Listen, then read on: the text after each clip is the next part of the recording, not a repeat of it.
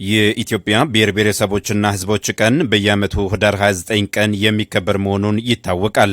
በዓሉ ለብሔር ብሔረሰቦችና ሕዝቦች በዓል እኩልነትን ለማስተናገድ አንድነትና ሰላምን ለማጽናት የላቀ ፋይዳ እንዳለው የሚታወቅ ነው። ዘንድሮም ዞናዊ 20ኛው የብሔር ብሔረሰቦችና ሕዝቦች ቀን ዲሞክራሲያዊ መግባባት ለህብረ ብሔራዊ አንድነት በሚል መሪ ቃል በምስራቅ ጉራጌ ዞን ቡታጀራ ከተማ ተከብሯል። በዕለቱ የተገኙት የምስራቅ ጉራጌ ዞን ምክር ቤት ዋና አፈ ጉባኤ አቶ እንዳልጋቸው ጌታቸው ላለፉት 19 ዓመታት በተለያዩ ክልሎች ሲከበር መቆየቱን አውስተው ይህን ቀን ህዝቦች በህገ መንግስት ዋስትና ያገኙበት በዓል መሆኑን ተናግረዋል። የኢትዮጵያ ብሔር ብሔረሰቦችና ህዝቦች የዘመናት የማንነት እና ራስን በራስ የማስተዳደር ዴሞክራሲያዊ መብቶቻቸውን በህገ መንግስት ዋስትና ያገኙበት በዓል መዘከር ቢሆንም ሀገራችን እየገነባችው ላለው እውነተኛ ህብረ ብሔራዊ የሆነ የፌደራል ስርዓት አተገባበርና አስተምሮቶች ለማጠናከር የህዝቦች ዲሞክራሲያዊ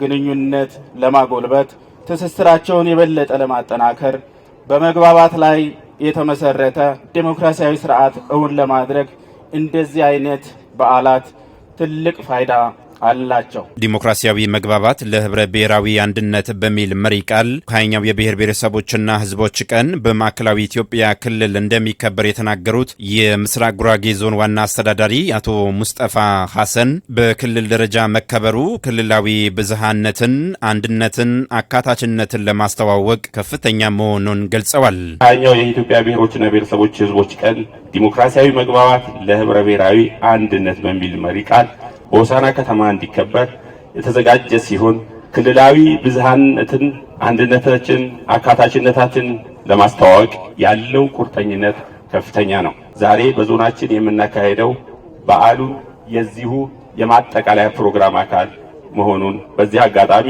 ይህንን አመርቂ ውጤት ለፈጸማችሁ በየደረጃው ላሳካችሁ ሁሉ በዚህ አጋጣሚ ማመስገን እፈልጋለሁ።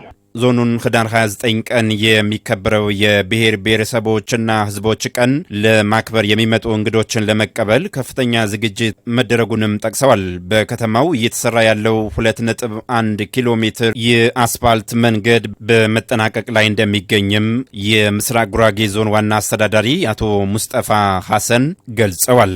ሰመራ ላይ በተደረገው የከተሞች ውድድር ቡታጀራ ከተማ ከፈርጅ 2 አንደኛ ተሸላሚ መሆኑን የጠቀሱት የቡታጀራ ከተማ አስተዳደር ከንቲባ አቶ አብዱ አህመድ ህዳር 29 በማዕከላዊ ኢትዮጵያ ክልል ሆሳና ከተማ የሚከበረው የብሔር ብሔረሰቦችና ህዝቦች ቀን በማስመልከት ወደ ከተማው ለሚገቡ እንግዶች ከወትሮ በላቀ መስተንግዶ አቀባበል ለማድረግ ቅድመ ዝግጅት መደረጉንም ገልጸዋል። ከጥቂት ቀናት በኋላ ለሚከበረው በዓል የምንቀበለው ትልቁ የኢትዮጵያ ህዝብ እንደመሆኑ መጠን ሁላችንም ዝግጁ ሆነን ወትሮም እንግዳ በመቀበል የሚታወቀው ህዝባችን እንግዶቻችንን በላቀ ደረጃ ተቀብለን በሚመጥን መስተንግዶ አጠቃላይ ከተማችን፣ ዞናችን ብሎም ክልላችን በከፍተኛ ደረጃ እንድናስተዋውቅ ገጽታችን እንድንገነባ ሁላችንም የክልላችን አምባሳደር እንድንሆን አደራ እያልኩ የብሔር ብሔረሰቦችና ህዝቦች ቀን መከበር የህዝቦችን ቋንቋ፣ ባህል፣ ሃይማኖት፣ ልምድ የሚለዋወጡበትና በሰላም ግንባታ ላይ ትልቅ ቦታ እንዳለው